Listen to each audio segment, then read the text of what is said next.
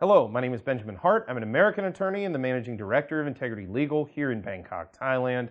As the title of this video suggests, we're discussing the calendar year as opposed to the tax year here in Thailand. We're talking about this from the standpoint of what are called audited financial statements, which have to be undertaken on a yearly basis in order for a company in Thailand to maintain both corporate compliance and tax compliance in order to continue operating on a year-to-year basis.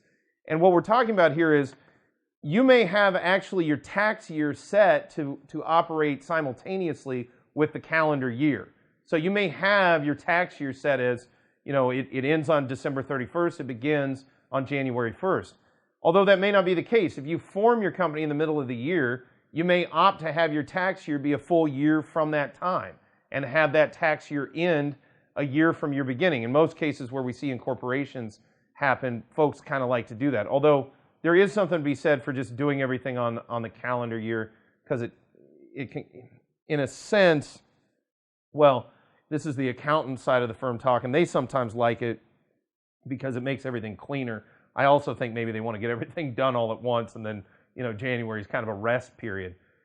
That being said, it just kind of depends on the circumstances of your company, but understand the tax year for a given company may not be the calendar year. It may not even be, for example, something akin to a fiscal year. Instead, it's just that company's particular tax year when when their tax year is ended and they need to go ahead and deal with matters pertaining to compiling, filing, and processing their audited financial statement.